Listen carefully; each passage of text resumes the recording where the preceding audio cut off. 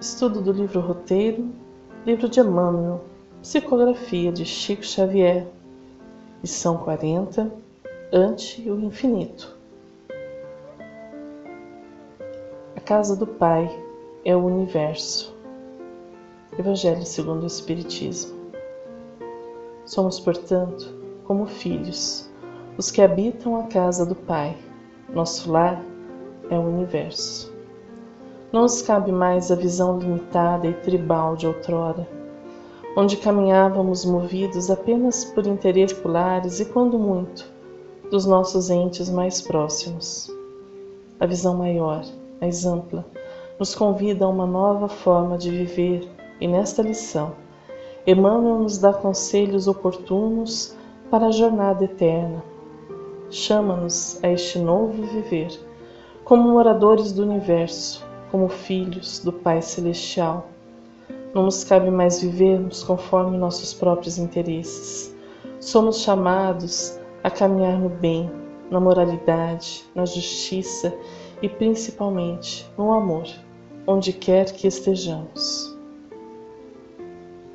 Eis-nos assim, em nossa última lição do livro Roteiro, tendo um desfecho magnífico de uma jornada cheia de ensinamentos e reflexões. Este livro e toda a obra deixada por Chico Xavier merece nossa atenção, nosso estudo e, pela bondade divina, precisa adentrar em nossas vidas e corações, a fim de que vivamos sob esta nova perspectiva, ante o infinito. A leitura de um bom livro é um diálogo incessante. O livro fala e a alma responde. André Maurois.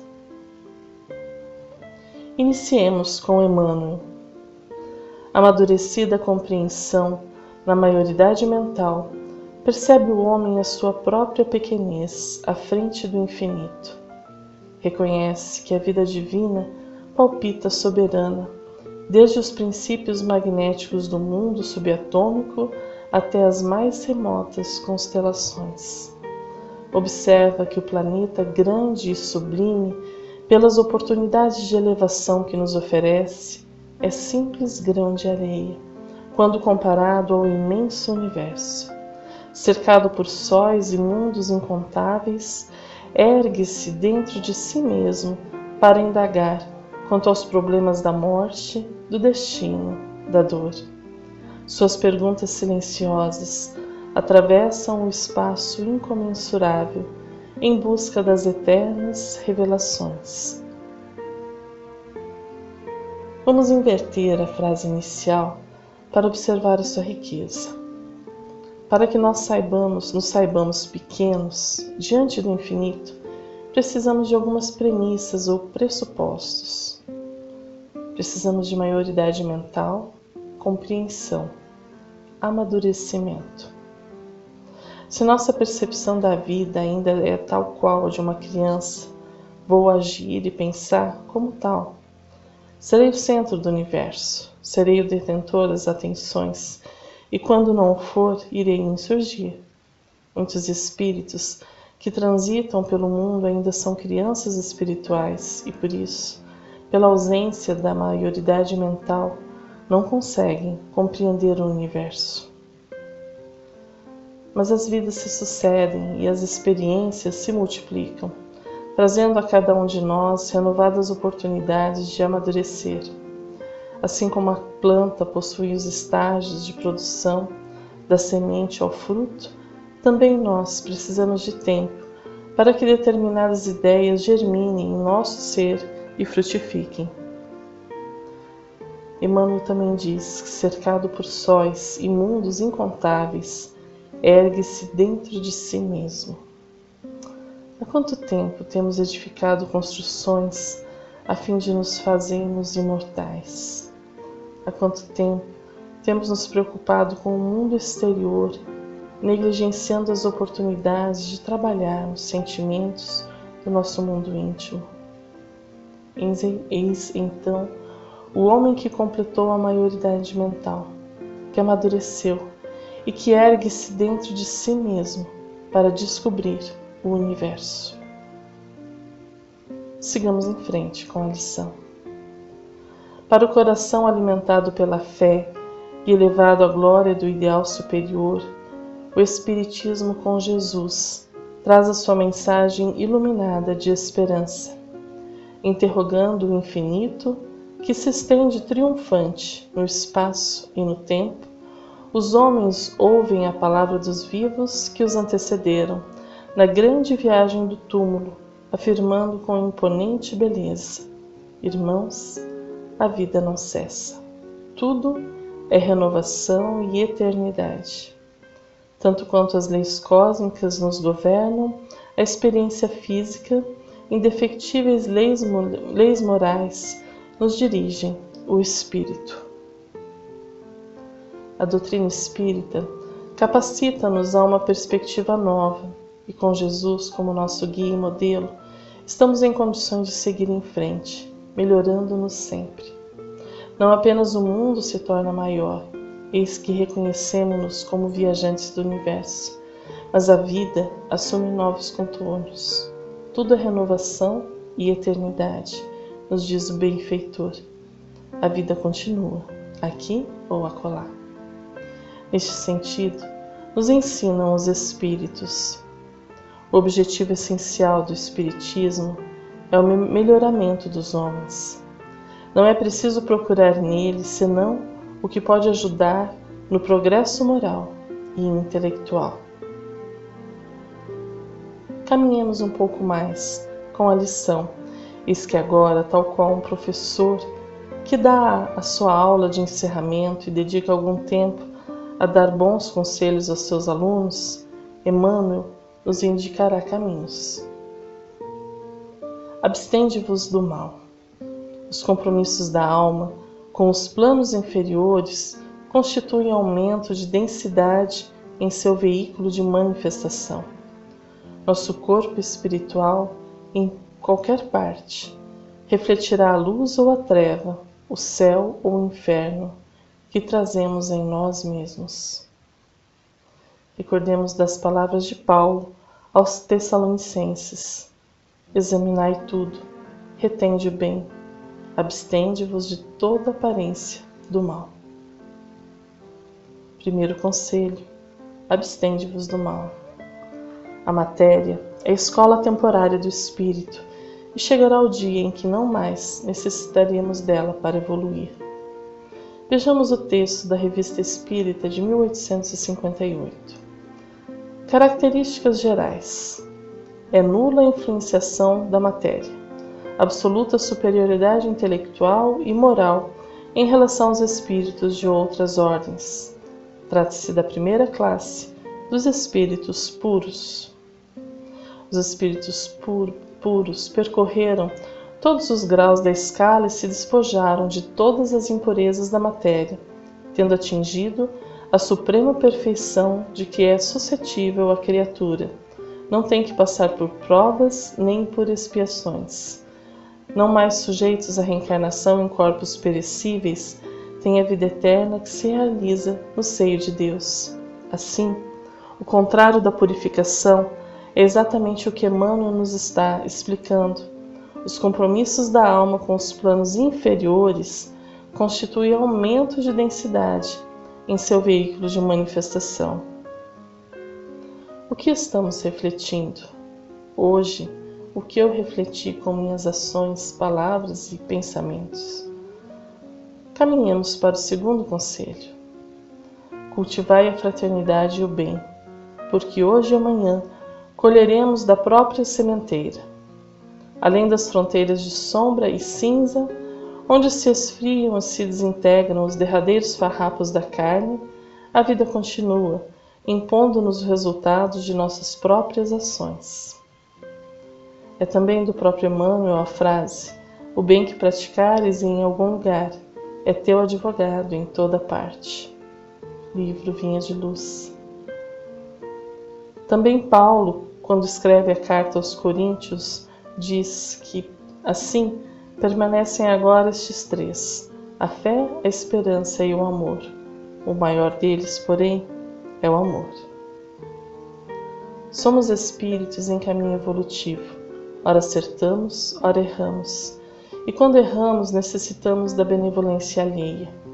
É como uma família que necessita de uma poupança para quando surgem as emergências e despesas inesperadas.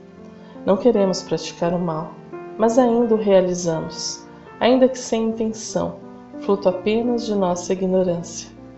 Eis então que o Pai Celestial nos concede este lenitivo, de lançar as pequeninas coisas boas que realizamos em nosso próprio favor, a fim de que retomemos a marcha evolutiva, lembrando-nos de que somos e para que estamos destinados. Apenas a fraternidade nos irmana, como nos ensinam os Espíritos. A máxima, fora da caridade não há salvação, consagra o princípio da igualdade perante Deus e da liberdade de consciência, tendo-a por norma, todos os homens são irmãos, qualquer que seja a maneira, porque adorem o Criador, eles se estendem as mãos e oram uns pelos outros. Evangelho segundo o Espiritismo, capítulo 15, item 8. Caminhemos para o terceiro conselho. Amai o trabalho e engrandecei-o. É por ele que a civilização se levanta, que a educação se realiza e que a nossa felicidade se perpetua. Na pátria das almas, chora amargamente o espírito que lhe esqueceu a riqueza oculta, olvidando que somente pelo serviço conseguimos desenvolver as nossas potencialidades de crescimento interior para a imortalidade. Deus criou-nos simples e ignorantes e nos concedeu a lei do trabalho para que, através dela, seguíssemos o nosso caminho evolutivo.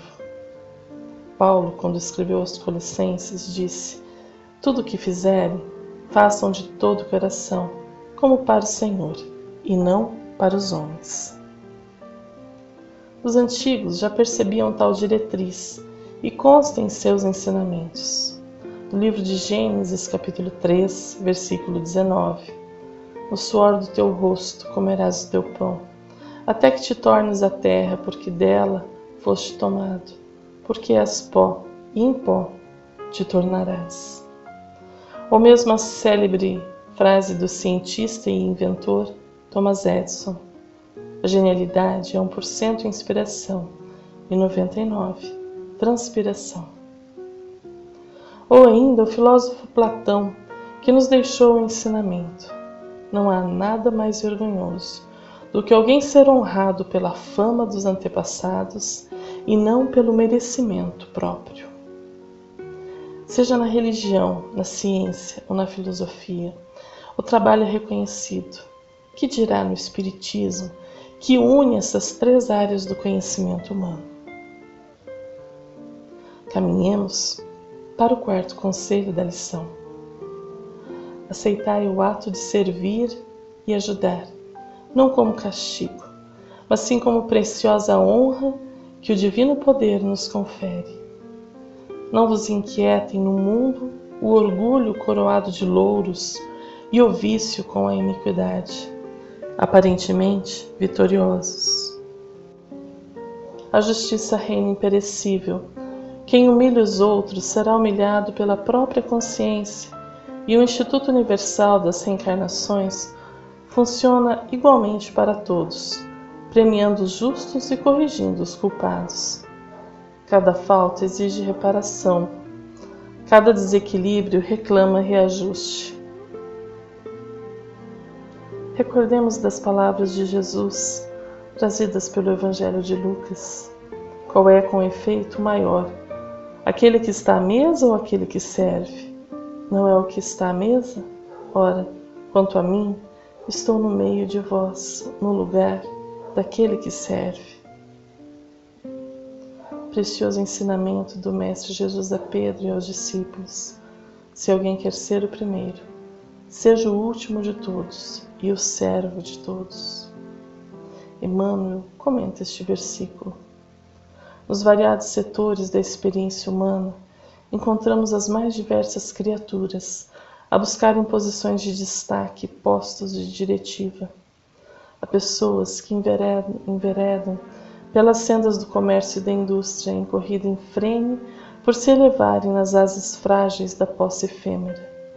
Muitos elegem a tirania risonha no campo social para se afirmarem poderosas e dominantes. Outras pontificam através do intelecto, usando a ciência como apoio da autoridade que avocam para si mesmas, tendo ainda as inteligências que, em nome da inovação ou da arte, se declaram francamente partidárias da delinquência e do vício para sossegarem as próprias ânsias de fulguração nas faixas da influência. Todas caminham subordinadas às mesmas leis, levando-se hoje para descer amanhã. O império econômico, a autoridade terrestre ou o intelectualismo sistemático possibilitam a projeção da criatura no cenário humano, a feição de luz meteórica, riscando instantaneamente a imensidade dos céus. Em piores circunstâncias, aquele que preferiu o brilho infernal do crime esbarra em breve tempo com a dureza de si mesmo, sendo constrangido a reunir os estilhaços da vida, provocados por suas ações lamentáveis na recomposição do destino próprio. Grande maioria toma a aparência do comando como sendo com a melhor posição, e raros chegam a identificar, no anonimato da posição humilde, o posto de carreira a que conduz a alma aos altiplanos da criação. Apesar de tudo, porém, a verdade permanece imutável. A liderança real no caminho da vida não tem alicerces em recursos amoedados. Não se encastela simplesmente em notoriedade de qualquer natureza. Não depende unicamente de argúcia ou sagacidade, e nem é fruto da erudição pretensiosa. A chefia durável pertence aos que se ausentam de si mesmos, buscando semelhantes para servi-los, esquecendo as luzes transitórias da ribalta do mundo, renunciando à concretização de sonhos pessoais em favor das realizações coletivas, obedecendo aos estímulos e avisos da consciência. E por amar a todos sem reclamar amor para si, embora na condição de servo de todos, faça amado da vida, que nele concentra seus interesses fundamentais. Texto do livro O Espírito da Verdade. Caminhar, acreditando na justiça divina, é caminhar com serenidade, paciência e resignação, atribuindo ao tempo o encadeamento natural da vida e de todos. Somos convidados a mantermos o foco no trabalho, essencialmente no nosso trabalho e não no alheio. O mundo está cheio de críticos, porém, há escassez de trabalhadores.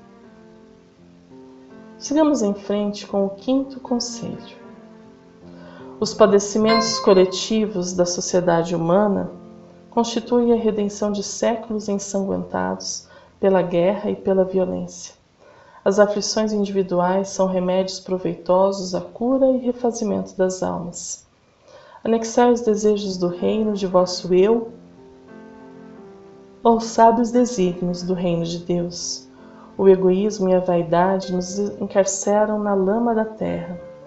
Lede as páginas vivas da natureza e buscai a vida sã e pura, usando a boa vontade para com todos. Simplificai vossos hábitos e reduzi as vossas necessidades. Neste sentido, falou Jesus, como nos diz o Evangelho de Mateus: escondeste estas coisas aos sábios e entendidos, e as revelaste aos pequeninos. Simplicidade. Eis o grande desafio dos nossos tempos em que reina o consumismo e a ostentação. Ser simples no vestir, no falar, no convívio, no desenvolvimento intelectual, na vida amorosa. Em tudo, a simplicidade é um facilitador para os corações que permitem sair do lamaçal, do egoísmo e da vaidade. Reduzir as necessidades.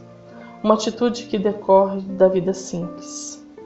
Certa feita, Dalai Lama foi convidado a proferir uma palestra nos Estados Unidos. Caminhando no aeroporto e olhando as vitrines, e começou a sorrir. Alguns que o estavam acompanhando perguntaram se lhe interessava algum item, se queria algo. Eles poderiam lhe comprar. Ele sorriu e respondeu que sua felicidade decorria exatamente de certificar-se que ele não mais necessita de tantas as coisas. Nada queria. Precisamos de atenção para viver a vida. A simplicidade vai na contramão de tudo que vemos na mídia e no convívio social. Será que realmente precisamos de tanto? Estudos mostram que se o mundo todo consumisse o que uma pessoa de classe média consome, em pouco tempo o planeta se extinguiria. Isso nos serve de alerta. Abracemos a simplicidade, a fim de não contrairmos mais dívidas. Por fim, o 7º conselho. Tende confiança. Sede benevolentes, instruí-vos, amai de esperar. Crescei no conhecimento e na virtude, para serdes mais fortes e mais úteis. Como diz a canção, andar com fé eu vou, que a fé não costuma falhar. Sigamos o roteiro da vida confiantes em Deus, em sua bondade e em sua justiça. Sejamos benevolentes com nossos irmãos que ainda não despertaram para a vida espiritual. Evangelizemos com nossa vida, demonstrando com atitudes o bem que o viver com o Cristo tem nos feito. Por fim, recordemos da lição aos espíritos do Evangelho segundo o Espiritismo. Espíritas, amai-vos, eis o primeiro ensinamento. Instruí-vos, eis o segundo. Todas as verdades são encontradas no cristianismo. Os erros que nele criaram raiz são de origem humana. E eis que além do túmulo, em que acreditáveis o nada, vozes vêm clamar-vos. Irmãos, nada perece. Jesus Cristo é o vencedor do mal. Sede os vencedores da impiedade. Espírito de Verdade, Paris, 1860. Encerrando a lição. Além dos horizontes que o nosso olhar pode abranger, outros mundos e outras humanidades evolvem no rumo da perfeição. Todos somos irmãos, filhos de um só Pai, que nos aguarda sempre de braços abertos para a suprema felicidade no eterno bem. E ouvindo os sagrados apelos de cima, o coração que desperta para a vida superior compreende, enfim, que Deus é a verdade soberana, que o trabalho é a nossa bênção, que o amor e a sabedoria representam a nossa destinação e que a alma é imortal. Diante de tão bela lição, nada a acrescentar, muito a agradecer. Encerro este estudo com lágrimas de profunda gratidão. Durante quase um ano, estivemos envolvidos com esta obra, pesquisando, refletindo, aprendendo. E faltam palavras para expressar o quão valoroso é um livro como este. Uma frase que nos levou a caminhos, uma citação que nos permitiu ampliar nosso conhecimento sobre os povos, a ciência, sobre nós mesmos. As lições também eram um roteiro, e ao buscar melhor compreendê-las, fomos sempre levados a caminhos belíssimos. Como nos diz o primeiro livro de Samuel, até aqui nos ajudou o Senhor. Obrigada, Pai de amor. Obrigada, Jesus, amigo inestimável. Obrigada, Emmanuel, amado professor. Obrigada, Chico, exemplo de luz. Seguiremos em frente, buscando novos estudos, novas fronteiras e algum dia, pela bondade divina, retornaremos a este amigo e conselheiro, o livro Roteiro. Obrigada a todos que nos acompanharam até aqui. Um fraterno abraço.